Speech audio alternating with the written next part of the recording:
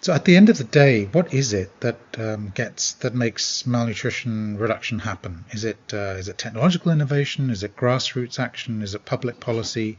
Well, all of the above are really important. I think grassroots action is really important if you want to sustain a movement, if you want to scale a movement, if you want to have something that catches fire, you have to have it catch fire at the grassroots. Public policy is really important to change policy norms, to help scale some of the things that are happening at the grassroots and to maybe formalize them.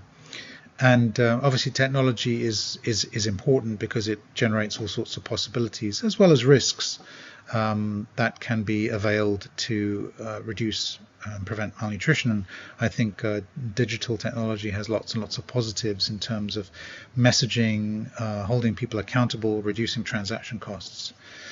But I think above all, the thing that really matters is just a determination, a real sort of determination, grit, to make sure that malnutrition is not going to rise on my watch. It's going to decrease on my watch. We have to be, as one of my friends says, we have to be monomaniacs on a mission. We have to be resolute. Development, fashions and trends come and go. But we have to be the ones, the nutrition champions, we have to be the ones who hold everyone's feet to the fire, including our own, to make sure that we do not let up the pressure on those who are trying to reduce malnutrition, and also we don't let up in providing them with solutions on how to do that. Will we be able to reduce malnutrition by the Sustainable Development Goal deadline of 2030? This is a really good question. I think for stunting, we stand a chance. The reductions in stunting that I'm seeing in some large countries, including India, are promising. Indonesia, Bangladesh, Ethiopia, these countries, Kenya, these countries, and Pakistan, hopefully. If we can get some action in these countries, some significant reductions in stunting prevalences, then because they are such large countries population-wise, the overall numbers of stunting will come down. I think we're at about 150 million under 5 kids stunted at the moment.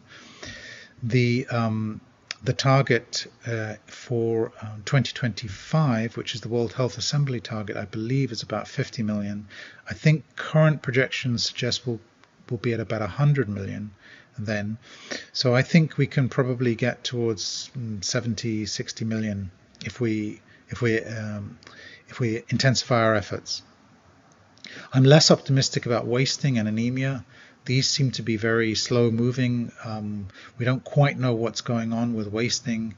We don't quite know what's going on with anemia, because we know that anemia, what you eat is responsible for a third to a half of all anemia, but there's a whole range of other factors that are driving anemia rates high and keeping them there. So I'm less optimistic about those. When it comes to overweight and obesity, I think the goal there is just to simply stop increases from happening. It's going to be very difficult to turn those numbers around, but at least the rate of increase can be slowed, and we can bring that to a halt by 2025, and I do believe by 2030. And I do believe that the healthy diets, the healthy sustainable diets idea is spreading rapidly. There's a demand for healthier diets, not just in high-income countries, but in all countries. And I think businesses are recognizing that this is an opportunity for them, commercially as well as purposefully. Governments are waking up to the fact that hunger reduction is just the first victory in the war. It's the first battle victory, but it's not winning the war against malnutrition. It's the first victory, and they're beginning to wake up. And I think civil society is getting better and better at holding all of us accountable for making nutritious food more available, affordable, and desirable. And I mentioned the private sector earlier in one of my other responses, and this is a pretty much a hot button topic in most countries, including India. And all I can say is on this topic is be thoughtful. When you talk about the private sector and businesses, which sectors are you talking about? Are you talking about the food sector or the non-food sector? The non-food sector is really important for helping us get nutritious food that is affordable, available, and desirable. I mean, finance organizations, marketing agencies, refrigeration, haulage companies, they're all really important. So non-food companies have a big role to play. Food companies do as well, but not all food companies are big multinationals. A lot of them are medium-sized, large national companies, and then there are lots and lots of small and medium enterprises. And the small and medium enterprises where most people in South Asia and Sub-Saharan Africa actually get their food from. So what can we do to support the small and medium enterprises who want to produce more nutritious food? How can we get them finance? How can we get them business development support? How can we get them marketing support? How can we support them to reshape local food systems and avoid the kind of disastrous paths that North America and Europe have taken towards ultra-processed foods? So my only piece of advice here is have an open mind, deconstruct what you mean by the private sector, be evidence-driven, but don't let an absence of evidence paralyze you to taking action. If there is no evidence to guide you, take action, but verify and evaluate what you're doing and share that with the rest of the world. Most importantly, don't let ideology get in the way of reducing malnutrition. How can Outlook Poshan really get the message across about nutrition? Well, I've got three sort of suggestions here. The first one is I'm really surprised and impressed by the power of youth. The power of youth to be able to speak truth to power. The ability to cut through the noise, to cut through all the jargon, ask the hard questions, issue the hard challenges, and be authentic and genuine.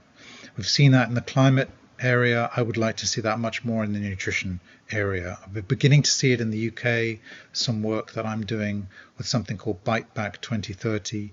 Beginning to see it in Bangladesh with some work that Gain is doing with the SKNF Foundation, a youth foundation. So I think the more and more that youth can get involved, the better chance we have.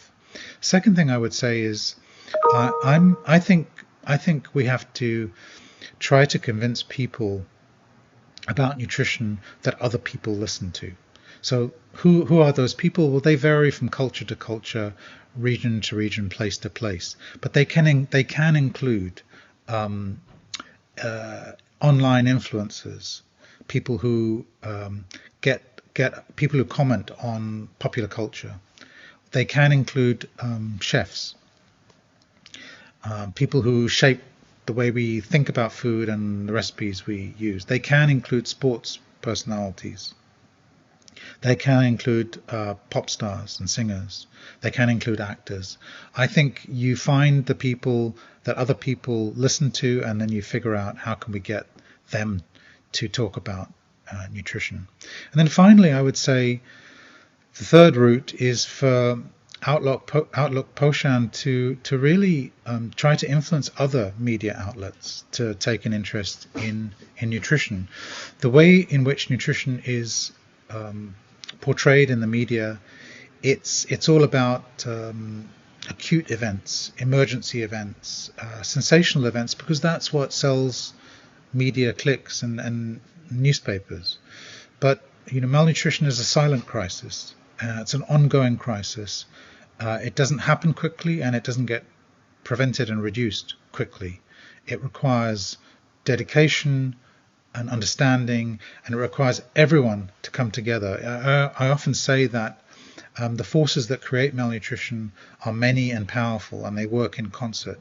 Bad food, bad water, bad sanitation, bad healthcare, bad care, lack of commitment from governments. So the forces that overcome malnutrition have to unite, and they have to work in concert as well.